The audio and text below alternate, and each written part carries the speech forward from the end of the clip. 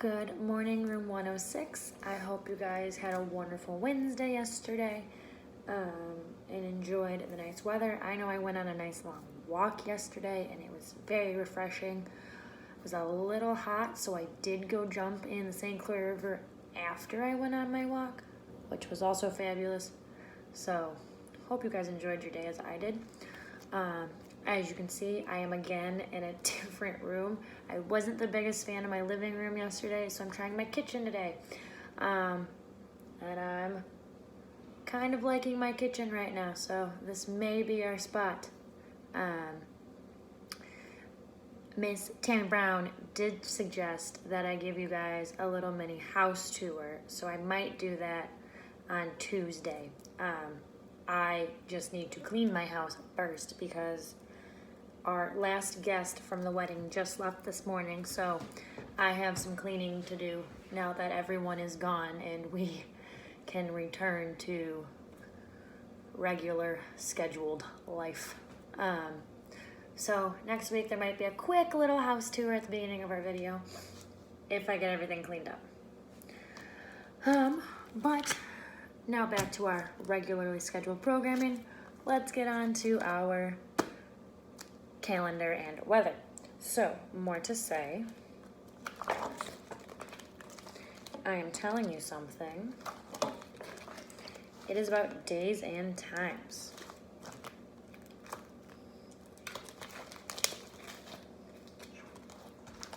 So today, turn the page, is Thursday. It is Thursday.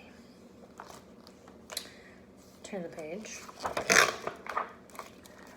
We want months.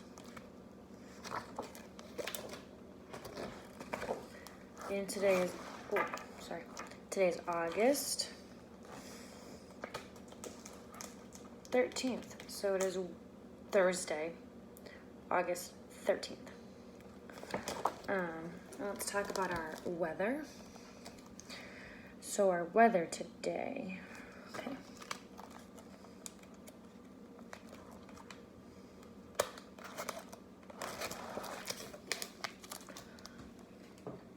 By the looks outside, so the temperature is currently 77 degrees and it's gonna get to 87. So it's gonna be hot today. And from what I'm seeing outside is that it's sunny, but I do see some clouds. But for the most part, it looks pretty sunny. So I'll take it. I also have to cut the grass today, so I'm really glad it's sunny because it makes cutting the grass a little bit more enjoyable. And that is our calendar weather today. A little bit about our schedule. There are 3 posts today. The first one is a fun little animal track experiment. So I posted in the comments, I posted a video. So I'd like you to watch the video first. And then I posted a little sheet of different animal tracks that, depending on what animal they are, that you would see in a zoo. It says safari, but you would see all these animals in a zoo. And I couldn't find one that said zoo. So I did safari. And then if you keep going, it shows different materials that may or may not have animal tracks. So I believe the first one's dirt. So it shows a picture of dirt, it says dirt, and it says, were we able to make an animal track in this? So I show a picture during the process, after the process. So what I want you guys to do is before you click to the next slide that says yes or no, I want you guys to use your icon cards, the yes and no. So, dirt. Can you make an animal track in dirt? What do you think? Yes or no? And you have to pick yes or no, and then check your answer to see if you were right. So that that is the assignment. And then, because that works on goals. And progress report's coming up next week. So make sure you're working on those goals. So when I call and ask about your progress, we got some updated news, please and thank you. And then I want you guys to try making 2 finding 2 different materials around your house. So if you live by a beach, you can use sand. I have lots of grass and dirt at my house, so I could try to use grass and dirt. I do have some rocks. So just find 2 different types of materials and try to make animal tracks in them using your hands.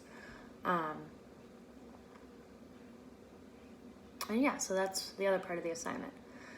And then the second post is a story about animal exploration. So I think his name's Jimmy. Yes, Jimmy. So animals in a zoo live in their animal exhibits, but those animal exhibits are based on the animal's actual habitat in nature. So the story explores animal habitats in nature, and that's kind of what you see in the zoo is what they're based off of. So like the polar bear exhibit, there's usually a lot of freezing cold water, and then in the zoo it's like fake ice blocks. Because polar bears live in the Arctic, and that's what you would see in the Arctic. So the story kind of goes through animals' natural habitats. So I thought that was kind of cool. And then our last post is this post. Our calendar, weather, story time, announcement, everything video. That has progressively gotten a little bit longer. Sorry, guys. So we are going to hop back into Wonder for some story time. Guys, we're almost, well, I say this all the time, but like, we're making great progress. This is the side we have left. Proud of us. Ooh. Sorry, I'm peeking ahead. So the next chapter is called The Ending. I swear it's not the last chapter though. Okay. The play was so amazing. I didn't want to give up. I don't want to give away the ending, but it's the kind of ending that makes people in the audience teary. Mom totally lost it when Via, as Emily, said, "Goodbye, goodbye, world, goodbye, Grover's Corner, Mom and Papa. Goodbye to the clocks ticking, Mama sunflowers, and the food and coffee, and the new iron dresses and hot baths, and sleeping and waking up. Oh, Earth, you're too wonderful for anybody to realize you." Via was actually crying while she was saying this, like real tears. I could see them rolling down her cheeks. It was totally awesome. After the curtain closed, everyone in the audience started clapping. Then the actors came out one by one. Via and Justin were the last ones to come out. When they appeared, the whole audience rose to their feet.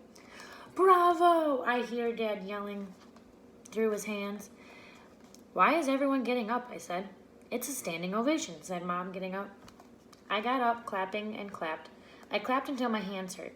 For a second, I imagined how cool it would be to be Via and Justin right then, having all these people standing up cheering for them. I think there should be a rule that everyone in the world should get at least one standing ovation in their lives. Finally, after I didn't know how many minutes, the line of actors on stage stepped back and the curtain closed in front of them. The clapping stopped and the lights went up for the audience to get up and leave.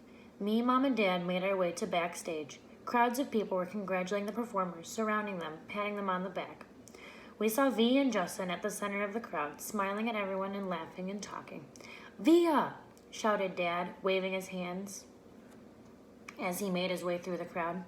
When he got close enough, he hugged her and lifted her up off the floor a little. "You were amazing, sweetheart." "Oh my God, Via," said Mom, screaming with excitement. "Oh my God, oh my God." She was hugging Via so hard, I thought Via would suffocate, but Via was laughing. "You were brilliant," said Dad. "Brilliant," said Mom, kind of nodding and shaking her head at the same time. "And you, Justin," said Dad, shaking Justin's hand, giving him a hug at the same time. "You were fantastic." "Fantastic," Mom repeated. She was honestly so emotional she could barely talk. "What a shock to see you up there, Via," said Dad. "Mom didn't recognize you at first," I said.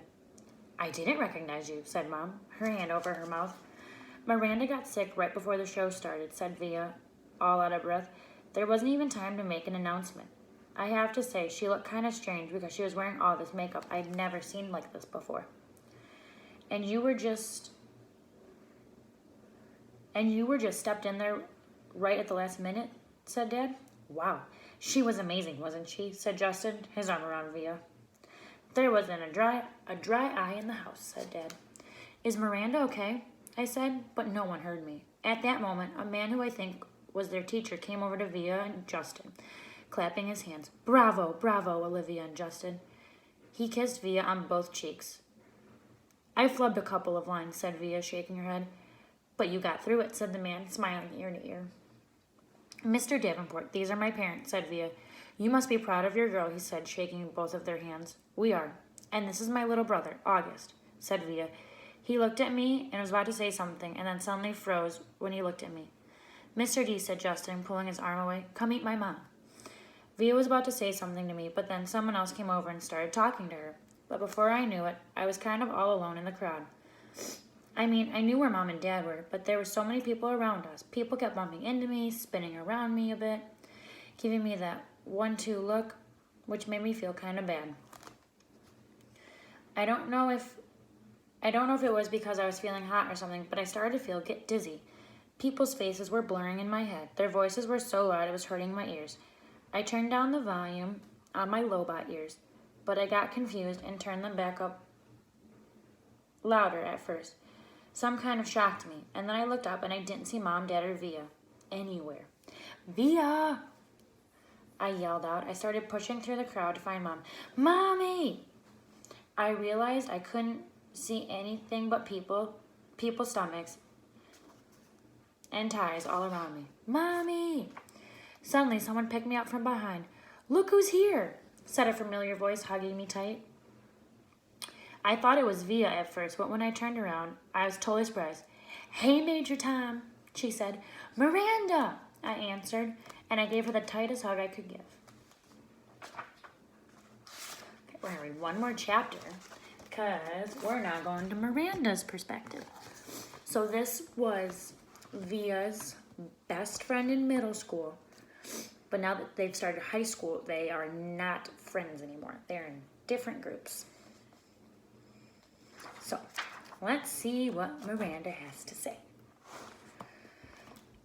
Camp Lies. My parents got divorced the summer before 9th grade. My father was with someone else right away. In fact, though my mom never said so, I think this was the reason they got a divorce. After the divorce, I hardly ever saw my father, and my mom acted stranger than ever. It's not that she was unstable or anything, just distant, remote. My mother is the kind of person who has a happy face for the rest of the world, but not a lot left over for me. She's never talked to me much, not about her feelings, her life. I don't know much about what she was like when she was my age. I don't know much things about what she liked or what she didn't like. A few times she mentioned her own parents, who I've never met. It was mostly how she wanted to get as far away from them as she could once she'd grown up. She would never tell me why. I asked a few times, but she would pretend she didn't hear me. I didn't want to go to camp. Sorry, guys. I didn't want to go to camp that summer. I wanted to stay with her and help her through the divorce, but she insisted I go anyway. I figured she wanted alone time, so I gave it to her. Camp was awful. I hated it. I thought it would be better being a junior counselor, but it wasn't. No one I knew from the previous year had come back, so I didn't know anyone. Not a single person. I'm not even sure why, but I started playing this little make-believe game with the girls at camp. They'd ask me stuff about myself, and I'd make things up. My parents are in Europe, I told them. I live in a huge townhouse on the nicest street in North River Heights. I have a dog named Daisy. Then one day I blurted out I had a little brother who was deformed. I have absolutely no idea why I said this. It just seemed like an interesting thing to say. And of course, the reaction I got from the little girls in the bungalow was dramatic. Really? So sorry. That must be tough, etc., etc. I regretted saying this the moment it escaped my lips, of course. I felt like such a fake. If Via ever found out, I thought, she'd think I was such a weirdo. I felt like a weirdo. But I have to admit, there was a part of me that felt a little entitled to this lie. I've known August since I was 6 years old. I've watched him grow up. I've played with him. I've watched all 6 episodes of Star Wars for his sake, so that I could talk about the aliens and bounty hunters and all that. I'm the one who gave him the astronaut helmet that he wouldn't take off for 2 years. I mean, I've kind of earned the right to say he's my brother. And the strangest thing about all these lies I told, these fictions, did wonders for my popularity. The other junior counselors heard it from the campers, and they were all over it.